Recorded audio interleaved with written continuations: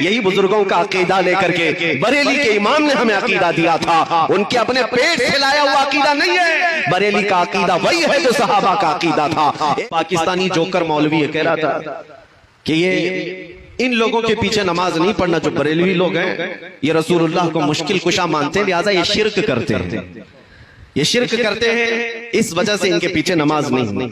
ایک طرف تو تم ہمیں مشرک کہتے ہو اور دوسری طرف اتحاد کا نعرہ بھی لگاتے ہو، پھر اگر ہم تمہارے پیچھے نماز نہ پڑھیں تو تمہیں درد کیوں ہوتا ہے، تکلیف کیوں ہوتی ہے؟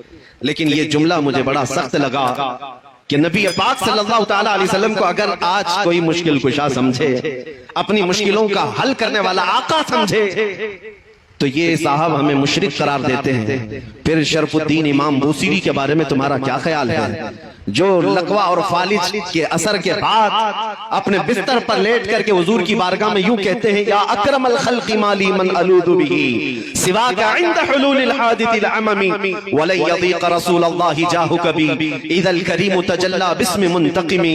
میں اسلاف کا عقیدہ بتا رہا ہوں سنیو، شرف الدین امام بوسیری مصر کے رہنے والے، اسکندریہ میں آج بھی ان کا مزار پاک ہے، آج سے تقریباً 7 صدیوں پہلے کی ایک بزرگ شخصیت کا ذکر ہے۔ ان کے جسم پر جب فالج کا اثر ہو گیا، پیرالائز، جانتے ہیں فالج کا اثر جب ہو جائے تو انسان چلنے پھرنے سے بھی عاجز ہو جائے، اٹھ پھر نہیں سکتا، علاج بہت کرایا حکیموں سے، شفا یابی نہیں ملی۔ پھر اخیر میں شرف الدین بوسیری نے قصیدہ لکھنا شروع کیا، مولا صلی وسلم دائما ابدا۔ یہ قصیدہ آج پوری دنیا میں مشہور ہے، اس کے 2 شعر آج بھی حضور کی جالیوں کے دروازے پر بھی لکھے ہوئے موجود ہیں۔ هو الحبیب الذی ترجا شفاعته لكل حول من الاحوال مقتحم۔ 170 اشعار لکھے روتے روتے، اور اس کے بعد جب نیند لگ گئی، آنکھیں بند ہوئی، تو رات عظیم رات تھی کہ سرور کائنات خواب میں تشریف لاتے ہیں، تاجدار مدینہ صلی اللہ تعالیٰ علیہ وسلم تشریف لاتے ہیں اور پوچھتے ہیں، شرف الدین تجھے کیا ہوا؟ روتے ہوئے خواب میں عرض کیا کہ آقا مجھے فالج کا اثر ہوا، اب چلنے پھرنے سے عاجز ہو گیا ہوں، بستر پر رہتا ہوں اور لوگوں نے بھی ساتھ چھوڑ دیا ہے۔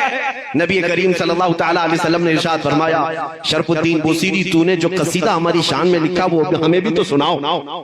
انہوں نے اپنا قصیدہ لکھا تھا، لیکن جو پہلا شعر ہے، پہلا مصرع، اس کا ایک ہی مصرع ان سے بن پایا تھا، دوسرا مصرع نہیں بنا تھا۔ مولا صلی وسلم دائما ابدا، بس اتنا ہی مصرع بنا تھا، دوسرا نہیں تھا۔ وہ خواب میں میرے آقا کو سناتے رہے، مولا صلی وسلم دائما ابدا، رک جاتے، نبی پاک نے ارشاد فرمایا، بوسیری اس کا اگلا مصرع میری جانب سے ہے، علی حبیبک خیر الخلق کلہم۔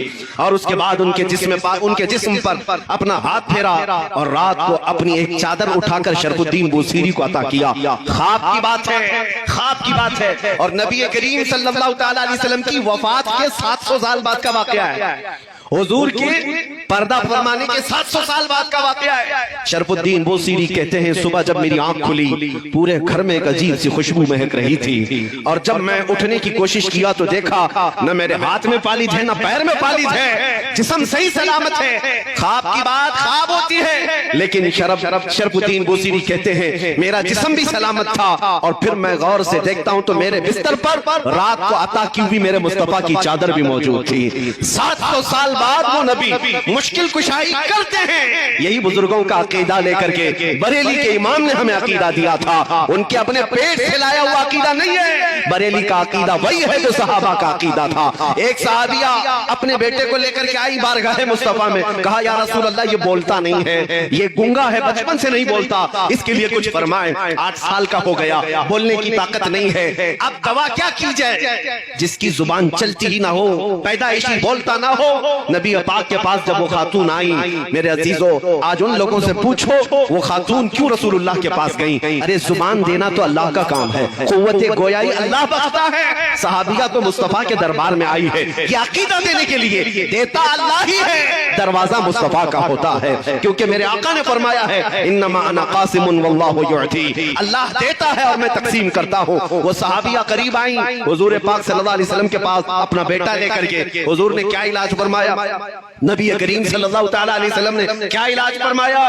کچھ نہیں، اس چھوٹے سے ننھے سے بچے کو قریب بلایا اور پوچھا اس بچے سے کہ من انا، بیٹے اے لڑکے بتا میں کون ہوں؟ وہ جو پیدائشی گنگا تھا وہ بچہ بول پڑا اشہد انک محمد رسول اللہ، میں گواہی دیتا ہوں کہ آپ محمد صلی اللہ علیہ وسلم اللہ کے رسول ہیں۔ اسی عقیدے کو ہمارے امام نے فرمایا تھا کون دیتا ہے دینے کو منہ چاہیے، دینے والا ہے سچا ہمارا نبی۔